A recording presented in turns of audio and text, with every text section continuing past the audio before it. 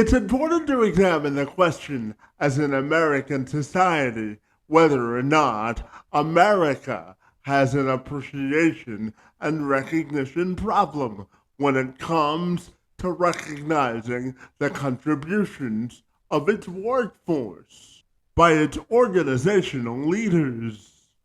Or perhaps we need to reframe the question to look at it from a different perspective and frame of mind. I'll return to that notion in just a moment. However, there is something I think you need to know in order to give this full consideration. A minority of the American workforce believes that today they're reaching their fullest potential. According to Gallup's most recent research, they revealed that a staggering 70% of today's workforce and employees admit they're not working towards their fullest potential due to a lack of development opportunities at work. Another study reveals 74% of the American workforce believes their potential at work is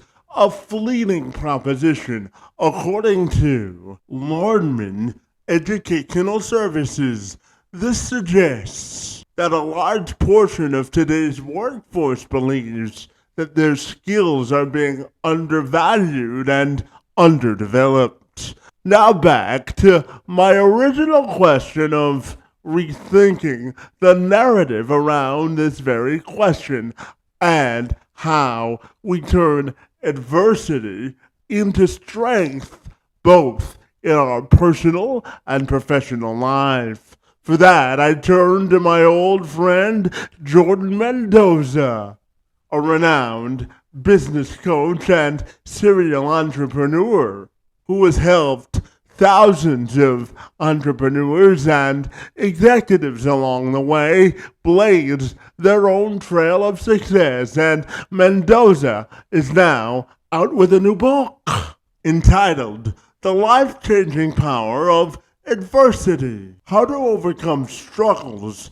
Unlock Your Potential, and Blaze Your Own Trail. For anyone in the corporate, business, or personal space who believes that they have had struggles overcoming the realization of how to find hope in the face of struggles and create a pathway towards prosperity, this book is for you.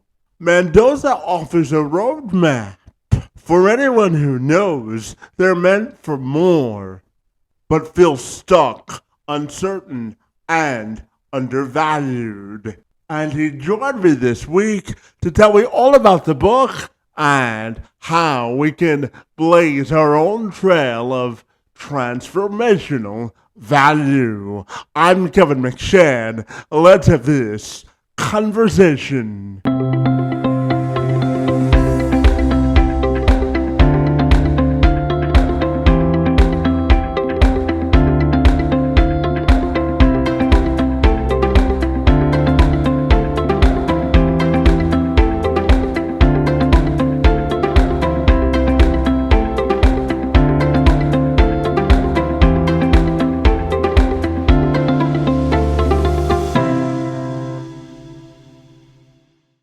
Jordan, if you're ready, I'll welcome you back to the program, my friend. And I'm super Let's do it. excited to learn about the new book that you've published to help people find their pathway to hope, my friend. Great to see you this morning, and happy Friday to you, my friend. Yes, happy Friday to you, Kevin. Absolutely, my friend. So, Jordan, you've dove right into writing a book, my friend. What possessed you to do that, my friend?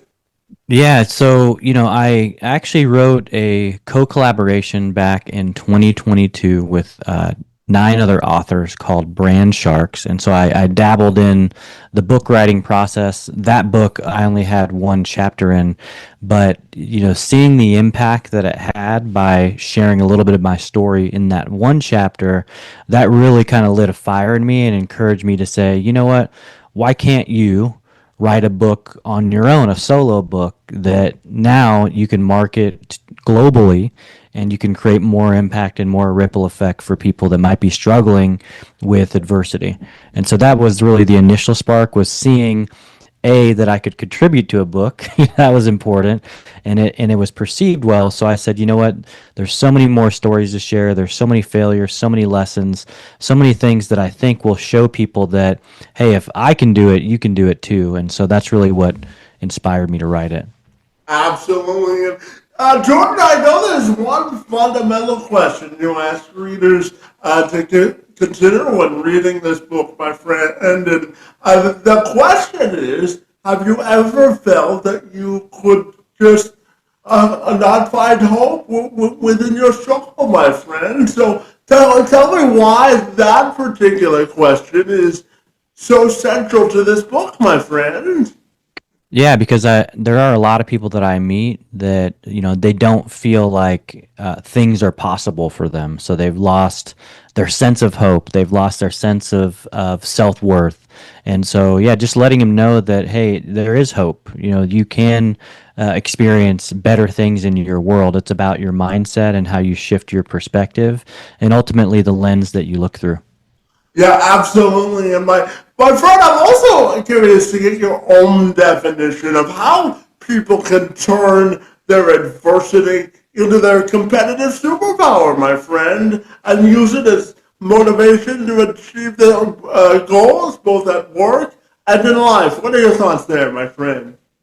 Yeah, so I've been somebody all my life that I actually get motivated by negativity. I get motivated by things that are tough. And so if you can kind of look at adversity as a indicator that there's something to get motivated about, right? Maybe it's that you now are faced with some circumstances that you don't know how you're going to get to the other side. Maybe it's an injury, maybe it's some news that you got, but it's all about taking whatever life throws at you, because the one thing I can guarantee every listener, everyone that's going to watch this, is you all have either faced adversity or you're going to face it. That is a guarantee. And so it's all about, how do we react when it comes to us? How do we respond? And how can we shift that lens I mentioned earlier to look at it through a positive perspective? Why did this happen for me, not why did this happen to me? And if we can make that reframe and try to extract the lessons to help us grow, that's going to help us get to the other side a lot easier. Yeah, Jordan, I think a mindset is a lot about circumstances, my friend. And I, as you know, look at circumstances in two different ways, my friend. They're either something you can learn from, or gives you a chance to lead others, my friend. So when you think about redefining the word circumstances and adversity, what comes to mind for you, my friend?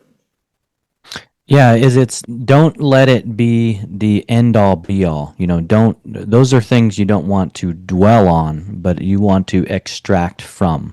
Because if you dwell, then you're sitting in the space and the negativity. But if you try to extract something, now you have something that you can go and do with. Okay, and so that's really my advice, is don't sit and dwell. Of course, you when something happens, you're gonna naturally, as humans, we're gonna have that initial moment where we want to dwell and we want to be in our feelings, but you've got to figure out a way to get past that, look at it at its face value, and say, okay, what am I going to do next? Because we all have a next step. Some of us are just trying to figure out what that next step is.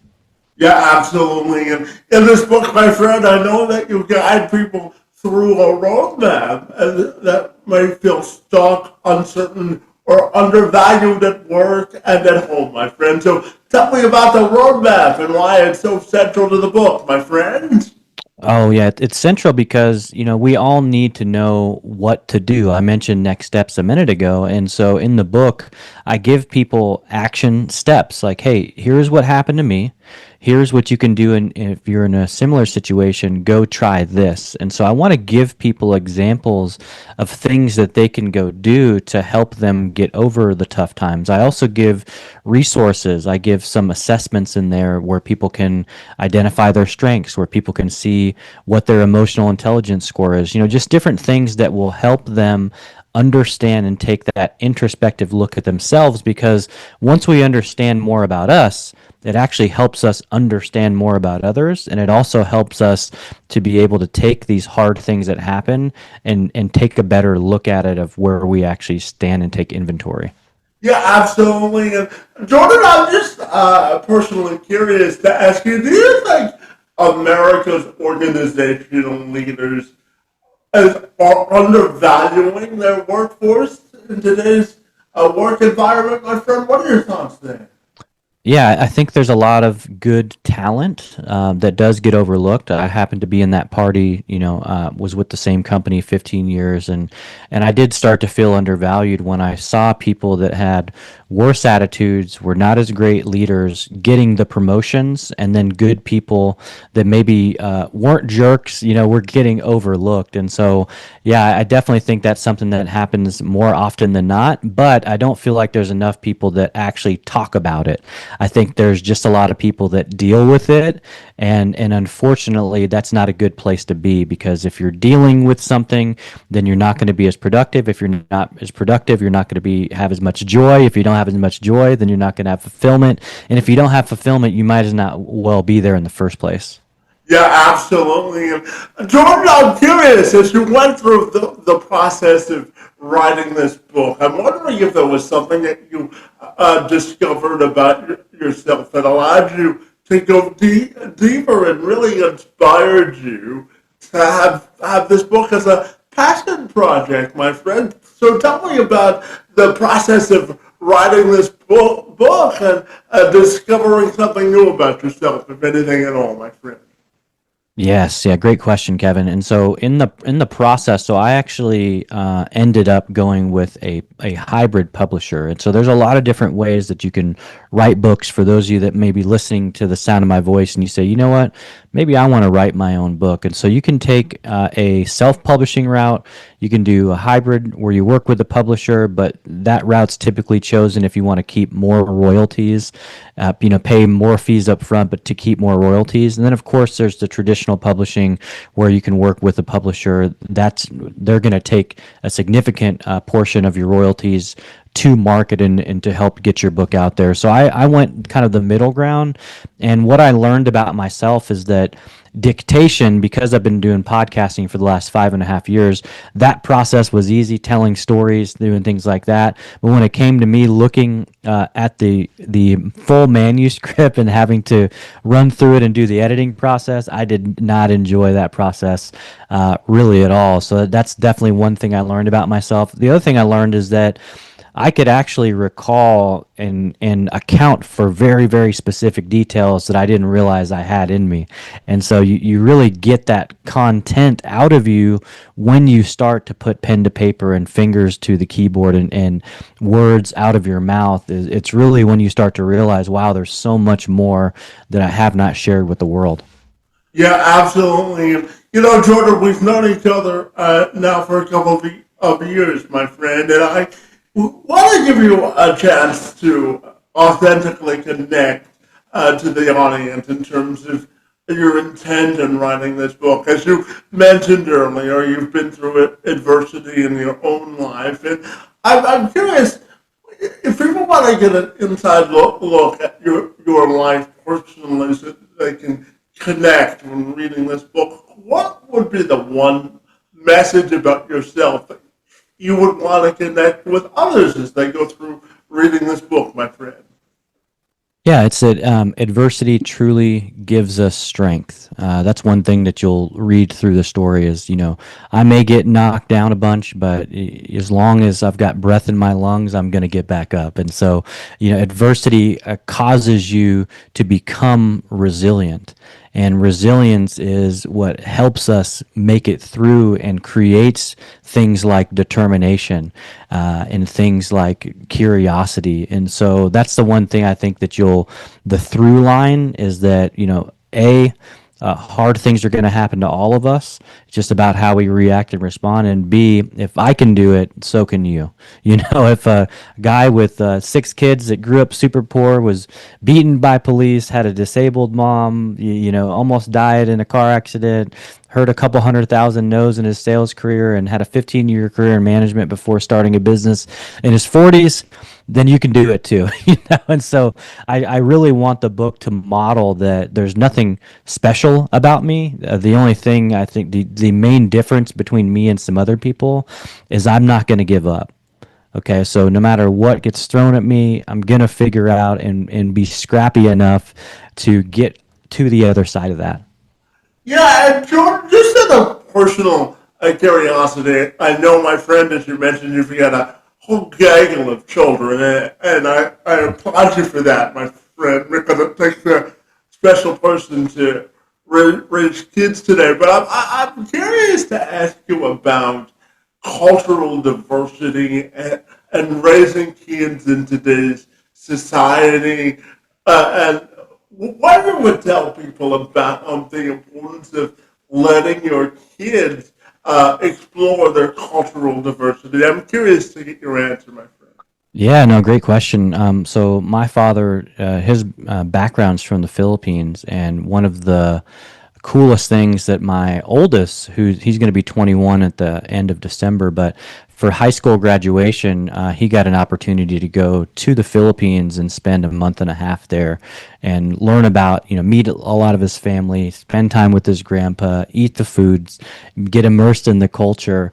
And I think that's really, really important that we remember where our roots come from and that we dive into that context, because one thing that you'll learn, and I think this is similar to most cultural societies, is that every culture at some point has faced adversity. The Philippines was colonized by Spain for 300 years, by America, by Japan. And so they've faced a lot of colonization and a lot of adversity, but they're people that are so joyful and so happy, even though they don't have a lot.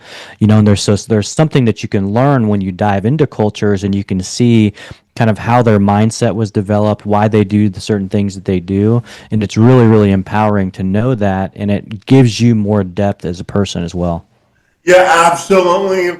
Jordan, one of the themes of this book is giving yourself permission to sort of take a victory lap of accomplishment and really turning or transforming, rather, challenges into opportunities, my friend, and looking at your setbacks as a pathway to success, my friend. So, what do you think is the key to turning challenges into opportunities, my friend?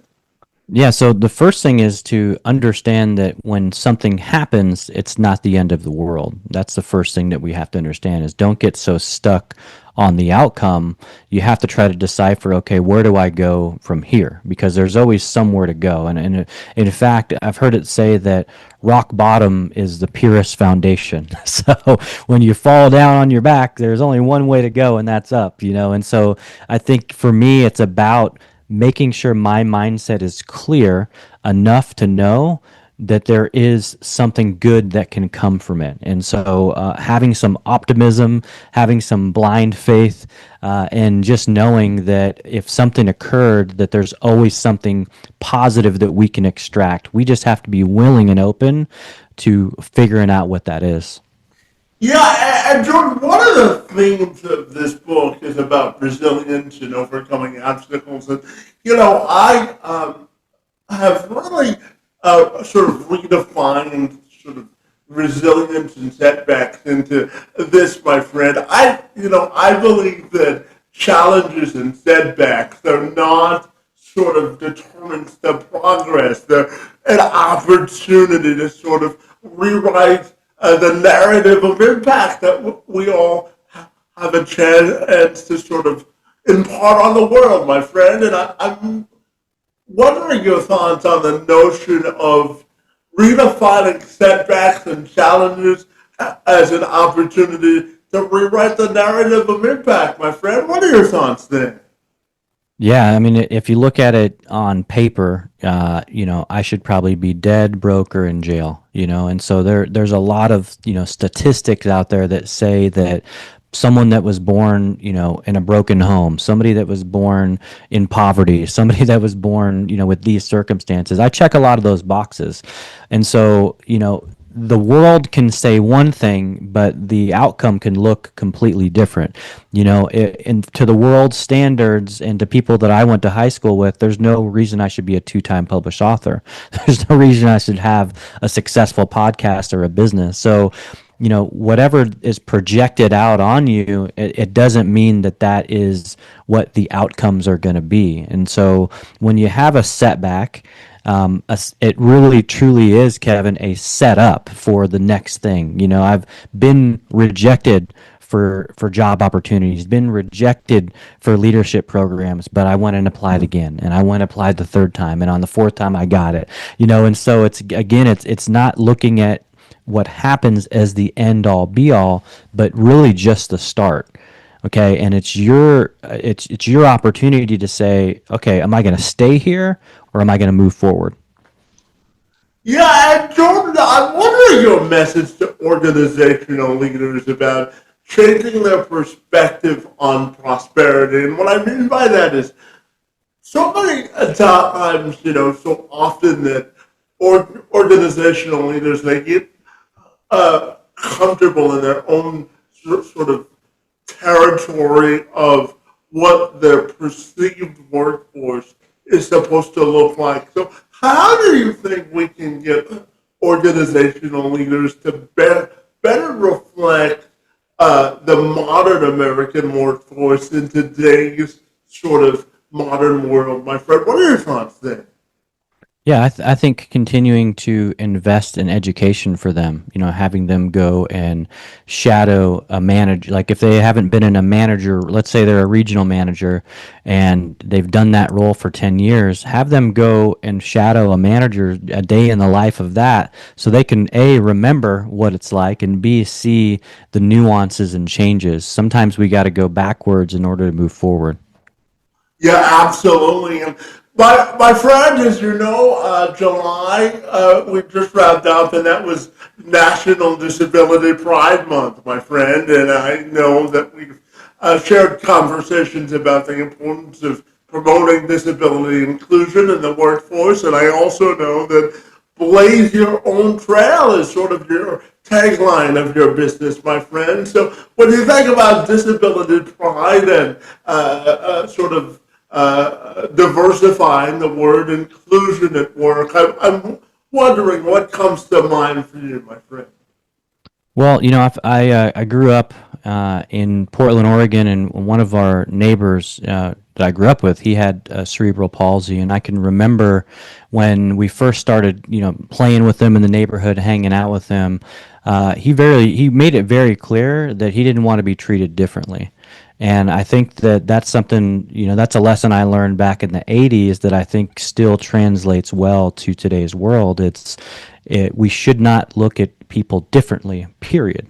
Right? Because, somebody may say you have a disability, but Kevin, say you have so many abilities. You've got so many talents. You have so much value that you can add. And so instead of just looking at, appearances or what people, what it may seem based on, what the person looks like or how they can function, why don't you talk to them? Why don't you just, like your show is called, let's have this conversation. Let's actually talk and communicate, because that's truly how you find out who they truly are as a person. And that's, I think, the biggest takeaway is that we're all humans. We're all humans being. We're not, we're humans trying to be, which means that we all have feelings, we all have emotions, we all have, circumstances that we're dealing with. But the only way to truly find out how and who people are is by talking, is by having open communication. Yeah, absolutely. And Jordan, I want to dive into your signature tagline for just a second and really drill down and ask you about what do you think it means to have a clear vision to achieve blazing your own trail, both in business life or organizational culture? What are your thoughts there, my friend?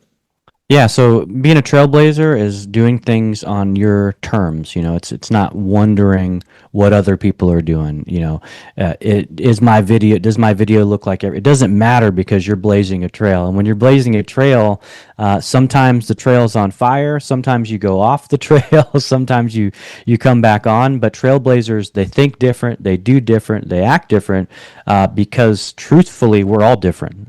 We are all trailblazers. If you're out there and you're trying to make the world a better place and you're doing it in an unorthodox way, then you're blazing a trail. And so that's the one thing that separates trailblazers from non-trailblazers is they're not willing to fail. They're not willing to put themselves out there, and they're not willing to attempt things that other people wouldn't even dare to attempt. And so, like, I get questions from my family, like, I don't even know what you do because it's very hard to explain when you do so much. And that's the thing is that's the indicator of someone that's blazing a trail is you have zero clue what they do, but you're attracted to want to be around what they're building.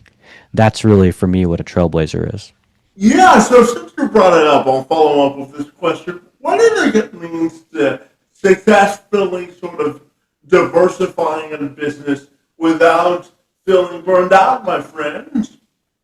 Yeah, it's about being yourself. I've talked about this for a really really long time on social media. There's only one you, Kevin. So no one else can be you, and so that is your differentiating factor. Is that there's no one that has your personality that does things the way that you do, and so when you're blazing trails, that is your. It's the thing that makes you unique and special. There's nobody else that can make people feel as good as they do when they come on a show like you do, Kevin. You edify people. You know how to build them up, right? That's part of your giftings, and no one else can take that from you, and no one else can do it quite like you can. Well, I appreciate the sentiment, my friend, and I appreciate that very much. Jordan, I'm curious to get your thoughts on this because, our friends at the Harvard Business Review, buddy, they released a study that this year that found that between 43 and 67% of the American workforce feels overworked and undervalued at work, my friend. And I'm curious to get your thoughts when you hear those numbers and get your thoughts on that sentiment, my friend. What comes to mind when you hear that, my friend? Yeah, so I actually think it would be a little bit higher if I'm being completely honest, just because Sure. I saw a lot of unfulfilled, burned out people, but they felt like they didn't have a choice. Like they've got to feed their kids, they've got to pay their mortgage, they've got to do the thing, and the fear of not having something or the fear of the unknown has them stuck. And it's not a fun place to be in. I know from personal experience because at the end of my 8 years that I was in corporate, for the last couple I felt that way. I felt stuck, and I was and so for me, what helped me out was investing in myself, investing in personal development, investing in mentors, getting a good circle around me. So as I started ideating and thought about going and blazing my own trail, I had people that were there to support me and that could say, hey, you know what, you're not ready yet, or hey, Jordan, you know what, you are ready. And so that would be my advice. If you are feeling undervalued, if you're feeling frustrated, figure out a way to snap you out of it. Sometimes it's having wise counsel. Sometimes it's educating and investing in yourself, giving yourself a new sense of energy, of knowledge and learning so that you can see, you can do it. And that's kind of what helped me out. Absolutely. And, Jordan, I know that you're very passionate about business prosperity, my friend. And this book, in part, is to help struggling entrepreneurs if their businesses are failing, my friend. So I'm curious, why do you think that most modern American businesses struggle to gain traction? And what are some keys or tips they can follow to get back on the right track, in your opinion, my friend? Yes, yeah, great question, Kevin. The biggest thing that I see for most business owners and why they're not having consistent success is they're not doing enough of the right things consistently. And so what I mean by that is, when you have a business, some people think, hey, if I just post once a week on Facebook and once a week on LinkedIn, then my phone should be ringing and people should be on my calendar and I should have unlimited clients. And it It and doesn't it's work just that way. it just doesn't work that way, you know. And so you have to have the right systems, you've got to have the right processes in order to be able to attract and nurture and convert your clients. And so my biggest advice for any business owner that lacks visibility, and it may seem super simple, but it's you got to get more visible. You can't be the best kept secret in your city or your town or in your country. And so that's why, Kevin, I'm across all different platforms. I'm putting myself out there. I'm coming on amazing podcasts like yours. I'm speaking on stages because it's not enough in 2025 to just show up on a platform or two. You've got to be consistent. You've got to put in the reps. You've got to do outreach. There's a lot of unsexy things that business owners need to do. They just don't know that they need to do it. And so my advice is hire a coach, hire somebody that has been there and that's done it, that can give you a proven system. And what's great about the book, Kevin, I'm glad you brought it up, is I have an entire 2 chapters that break down how a business owner in 2025 can leverage the various social media platforms to optimize their profiles, to understand how to grow audiences, how to engage with their audiences, and then ultimately how they can attract and convert their clients into potential paying customers. So I have a couple chapters where I literally break down the advice of what people could do today to start seeing better results.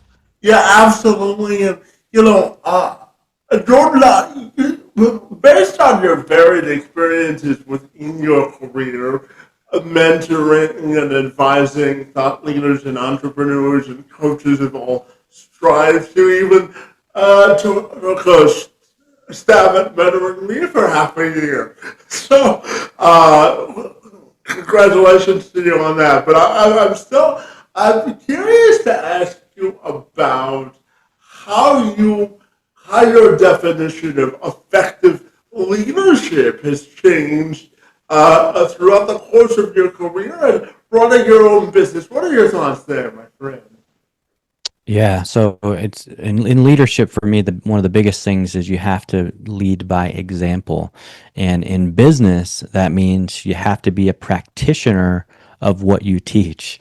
And what do I teach to most of my clients? It's how do you become more visible? So you better believe you're going to see my content out. How they can get visibility through podcasts, you better believe I'm producing episodes consistently. How can they write newsletters? You better believe we're publishing editions. And so, being a great leader is leading by example. And if I would not example content coming out consistently, if I would not example, how to do podcasts, then I would be a hypocrite and not a great example of a leader. And so that's one of the biggest things is you got to show people. If I say, hey, this is the 6-step system I use, if I'm not using that system, then that's not being a great leader. So leading by example is one of the biggest pieces of advice that I can say.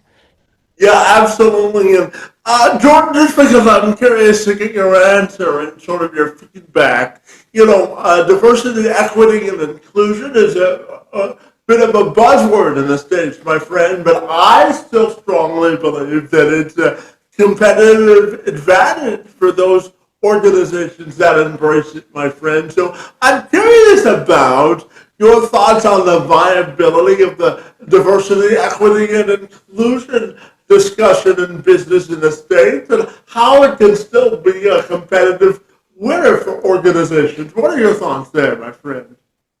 Well, I believe that all humans are valuable, and so we need to invest in people. and when we do that, we're going to hit every people category that there is. And so human resources, right? That's a division, and sometimes they forget the human piece. And so that would be my advice: is that if there's HR leaders, just make sure that you care and you love on people. In my personal faith as a Christian, that's what we're called to do, is love everybody. You love everyone. You forgive people, and you move forward. I'm not here to be someone that judges others and their decisions, because I know that we are imperfect people on an imperfect planet. We all make mistakes. We all, do bad things in our life, but it's just about, are we willing to admit it, and what's the path forward? And to me, that's by loving people, loving everybody. Yeah, absolutely. And Jordan, I've got two questions left for you. The first is your original bailiwick, my friend, which is LinkedIn. More and more people, over 100 million Americans, use LinkedIn every day, as you know, my friend. And I'm curious to get your thoughts on the evolution of the platform and how people can use it to their benefit, my friend. Absolutely. Well, I've been very bullish on LinkedIn since 2019. I've been coaching business owners on how to leverage it to build authority, B, attract their clients, and C, turn that into winning business opportunities by nurturing relationships. And that has not changed. So here's the one thing I can guarantee you: the algorithm will consistently change. But if you have the right systems and processes, that's not going to change. Okay. But, features will change. In fact, LinkedIn now added a premium feature where instead of one banner photo, you can have a 5 and a slideshow, or you can have a video, right? So they're always rolling out new features, especially for people that invest in their as premium users. So features will consistently change, but if you have a system and framework on how to get results, typically those aren't going to change. So that's my advice: is don't be concerned about the algorithm, be concerned about your activity on each platform. And being consistent, right? That's it. Yeah, Absolutely. I say, always tell people, be as consistent as you can. If you have a lot of things going on in your world, like I was writing a book, getting ready for a book launch, coaching clients. I've got a business in Belgium. So you're going to have times where maybe you don't have the bandwidth, but a lot of the platforms have internal tools to help you schedule your content so you could even show up when you may not truly be available. Yeah, absolutely. And Jordan, my final question for you this morning has to do with, I'm curious, my friend, how do you want this book to contribute to your own personal sort of legacy of impact, my friend? What are your thoughts then? Yeah, I want this book to help as many people as we can. I actually set a goal that I want to give away more copies than I actually sell. And so for me, that's about impact, because if I can help even one person, get one takeaway that shifts their mindset when it comes to adversity, I mean, that's, to me, that's a very big victory. And this will be the first of many solo books. I have probably two or three others that I've already been noodling on writing. So there will be definitely more content. There's plenty more stories that didn't get in the book. I wanted to make sure it was a quick read, but it was very tangible and actionable, if that makes sense. And so not only will people get to be able to get through the content, but there are activities within the book that they're going to have to do more research on. They might have to go listen to a podcast. So I'm trying to make it interactive so that it won't just be a book, but a workbook that can continuously help them, or that they can pass to somebody else that might be struggling. Yeah, absolutely. And Jordan, finally, tell me, if people want to get their hands on the book, what's the most effective and efficient way they can do that, my friend? Yeah, two ways to get the copy. We make it super simple. One, you can go to any major book platform: Amazon, Walmart, Barnes and Noble, Books a Million, Goodreads. Just type my name, Jordan Mendoza, and the book will pop up there. We also are getting ready to drop a brand new website. It is Jordan, jmendoza.com. You'll be able to find the book, the podcast, the speaking, the coaching, all the different things that I'm involved in. And I cannot wait to hear from some of the audience. And I hope that for those of you that get the book, that it does truly add value to your world. Well, absolutely. Well, Jordan, I have to tell you, I want to thank you, my friend, for adding both social capital and intellectual sort of the knowledge to my own personal life, my friend. It's really been an honor and a pleasure to know you, my friend. I look forward to our continuing friendship, my friend, and I want to wish you all the very best with the book. And thank you for joining me this morning. It's most appreciated, my friend. No, listen, Kevin, I appreciate the opportunity to come back for round two, and I'm excited to continue to see your show grow to the next, to 2,000 episodes. I know you've already eclipsed 1,000, but you never know what's possible with Kevin McShann. So thank you. I want to honor you, Kevin, for being a great host, and thanks again for the opportunity.